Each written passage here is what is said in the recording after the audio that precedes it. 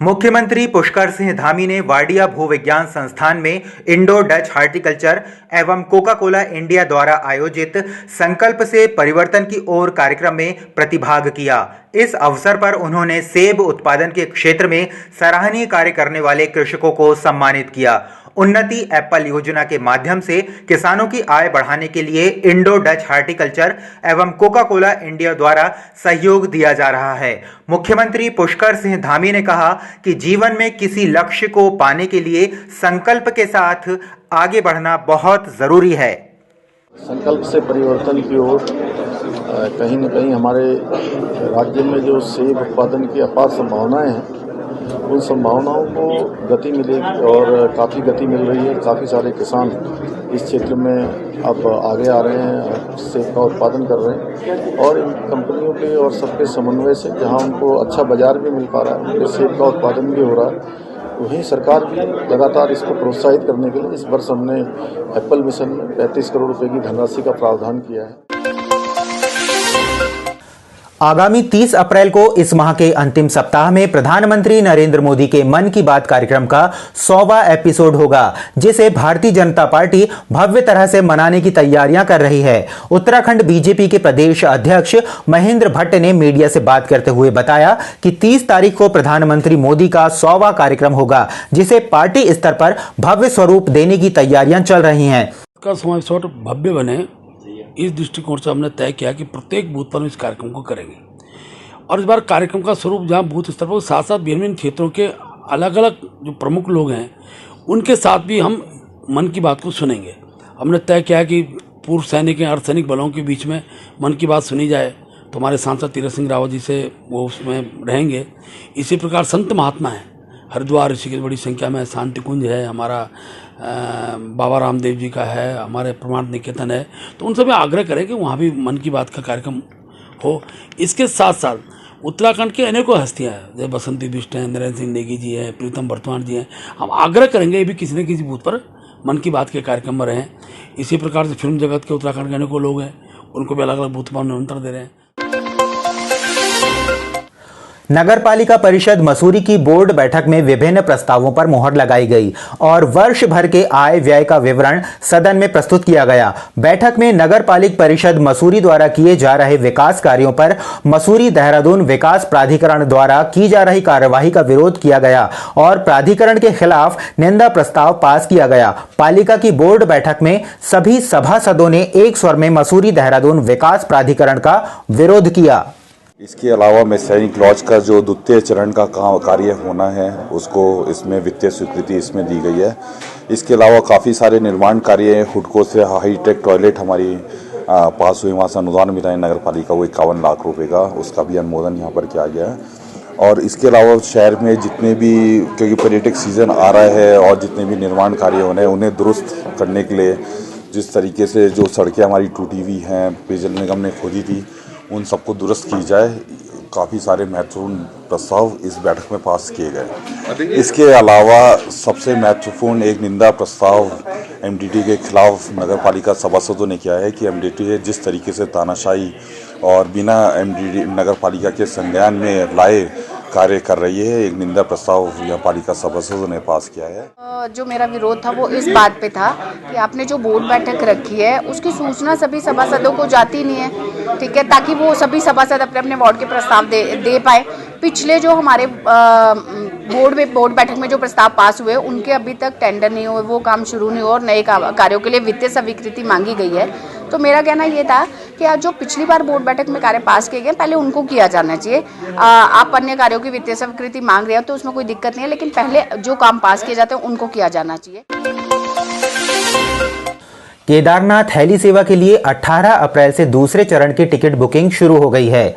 IRCTC की website पर केदारनाथ धाम में हेलीकॉप्टर से यात्रा करने वाले श्रद्धालु टिकट बुक करा सकते हैं। बता दें कि यात्रा के दौरान शासन प्रशासन को लगातार हेली सेवाओं को लेकर टिकटों को ब्लैक में बेचने को शिकायत मिलती थी। टिकटों की बुकिंग में पारदर्शिता और कालाबाजारी रोकने के लिए पहली बार ऑनलाइन टिकट बुकिंग का जिम्मा आईआरसीटीसी को दिया गया। रेलवे की तर्ज पर अब आईआरसीटीसी से केदार धाम की यात्रा के लिए हेली सेवा टिकटों की बुकिंग की जा रही है। आईआरसीटीसी जो रेलवे की टिकट बुक करता है उस कंपनी को जो हवाई टिकट करने का इस बार कॉन्ट्रैक्ट दिया है विभाग ने, और उसमें क्योंकि उनका अनुभव है इतने सालों का, और उसमें शिकायतें काफ़ी कम हो गई हैं। और ये जो नकली टिकट वाले थे, जो कल डीजीपी साहब भी थे उसमें, और साइबर क्राइम वाले भी थे, ये अपनी एक वेबसाइट, फर्जी वेबसाइट लॉन्च कर देते हैं। तो हमारा जो साइबर क्राइम वाला सेल है पुलिस का, वो कॉन्स्टेंटली देख रहा है, कोशिश कर रहा है, वो खुद ही गूगल में जाके कि मैं टिकट बुक कराना चाह रहा हूं, अगर कोई फर्जी साइट वहां दिखती है तो उसके विरुद्ध FIR करके उनके विरुद्ध कार्रवाई करने की कार्रवाई लगातार चलती रहेगी।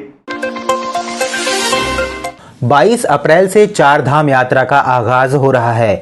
वहीं तैयारियों को अंतिम रूप दिया जा रहा है। सीएम धामी भी चार धाम यात्रा को लेकर चल रही तैयारियों पर नजर बनाए हुए हैं।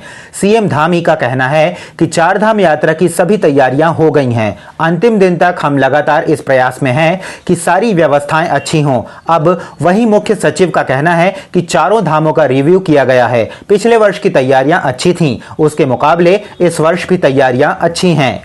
चारों धामों का रिव्यू किया है। पिछले साल भी तैयारी अच्छी थी, लेकिन मुझे ये खुशी है बताते हुए कि पिछले साल से भी काफ़ी अच्छी तैयारी की है। सभी जिला की जितनी टीमें हैं और विभाग हैं, उन्होंने काफ़ी मेहनत की है, और कई नई चीज़ें जैसे सफाई के लिए, प्लास्टिक को कम करने के लिए CCTV कैमरों की संख्या कहीं ज़्यादा की है। पुलिस का जो है अरेंजमेंट वो भी पिछले साल से भी काफ़ी बेहतर है। आपको जो जब यात्रा शुरू होगी तो देखने को मिलेगा।